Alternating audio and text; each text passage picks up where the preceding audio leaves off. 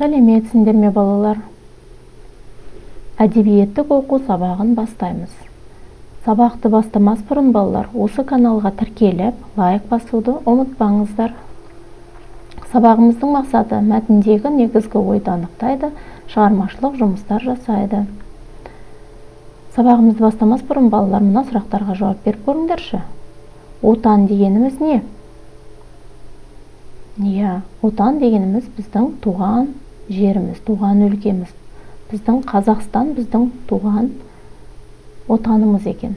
Сенің туған жерің қай жер? Балалар, әр адамның өзінің туған жері болады, Кім қай жерде туылды, ол соның туған жері саналады екен. Табиғаттың құбылыстары дегеніміз не? Балалар, табиғат құбылыстарына не жатады? Жаңбыр, қар, жел, боран, найзағай. Бұлардың барлығы табиғат құбылыстарына жатады екен. Өзіміз тұратын жердегі табиғат құбылыстарын атаңдаршы балалар. Әркім өзінің тұратын жеріндегі табиғат құбылыстарын атап көріңдерші. Жаңбырдың қандай түрлерін білесіңдер?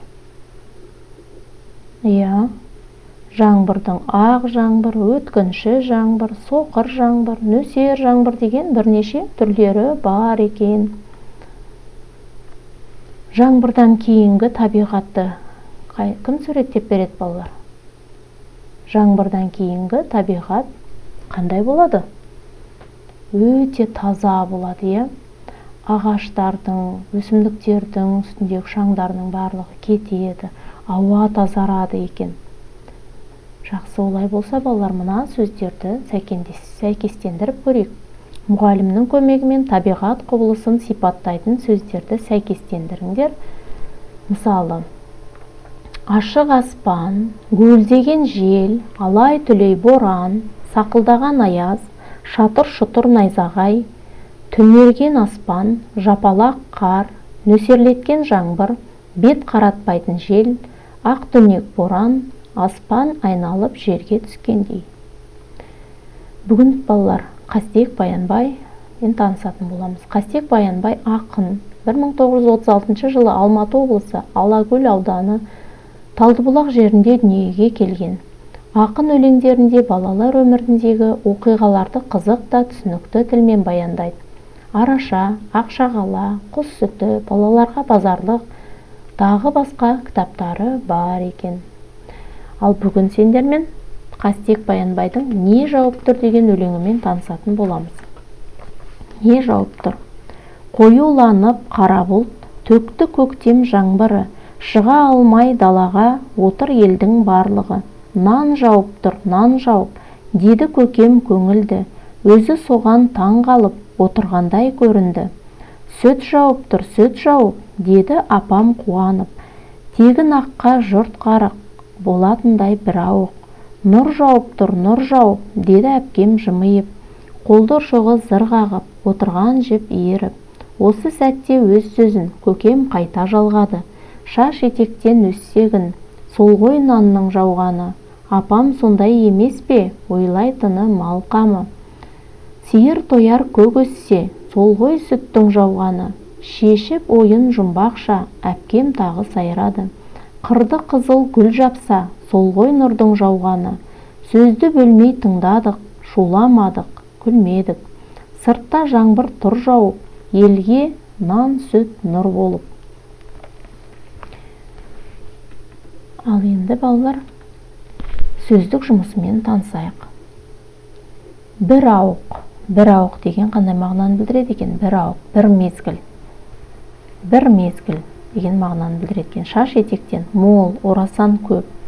Шаш етектен жаңбыр жауды деп жатады, мол жауды, көп жауды деген білдіреді екен. Аққа қарық болу, сүт өнімдерінің мол болуы. Ақ дегеніміз балалар, біз сүтті айтамыз, ақ көп болсын дейді.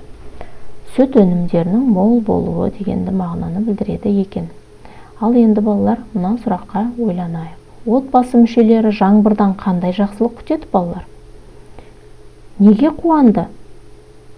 Неге нан жауып тұрды? Нан жауып тұр деді. Неге сүт жауып тұр деді? Отбасы мүшелері жаңбырдан егіннің көп және үлкен болып өсуін, көктің көп болуын, гүлдердің жайқалып, құлпырып өсуін күтті, иә балалар?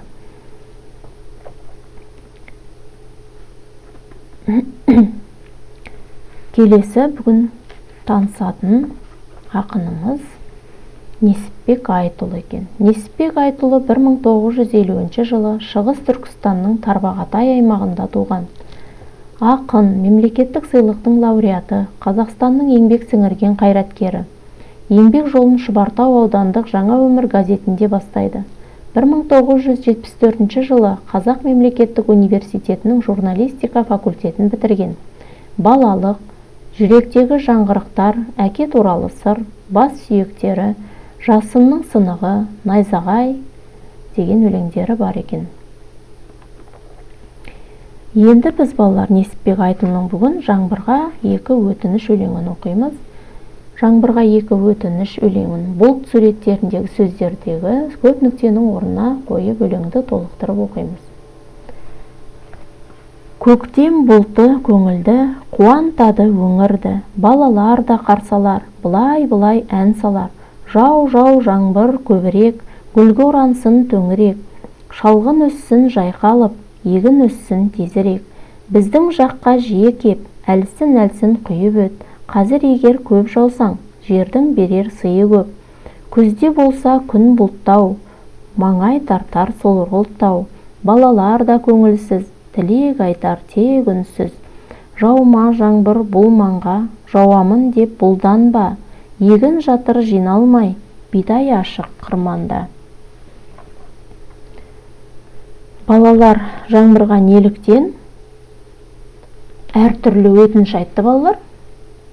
Балалар жаңбырға екі түрлі өтініш айтты, е? Біріншісі, көктемде біздің жаққа көп жауын жау, сенің арқаңда егін көп болып өссін деді. Балалар, көктемде жаңбыр жауғанның пайдасы өте зор екен. Егін жақсы шығады. Ал күзде күн бұлтты, балалар да көңілсіз, жаума бұл маңға, егін жиналған жоқ, қырманда жатыр дейді. Ал енді күзде жауған жаңбыр егінді жинап алуға кедергі болады екен. Сондықтан балалар екі түрлі тілек айтыпты жаңбырға. Ал енді балалар, жаңбыр жауса ел ірісі деген мақал осы өлеңнің негізгі ойы бола ала ма? Жаңбыр жауса ел ірісі дегенді қалай түсінеміз? Иә, жаңбыр жауса ел ырысы. Ырыс дегеніміз балалар молшылық деген сөз, иә? Молшылық, астық мол болады деген сөз. Жақсы, олай болса үйге тапсырма осы өлеңдердің ұнаған шумағын жаттап аласыңдар. Сонымен сабағымыз аяқталды балалар. Қош, сау болыңдар.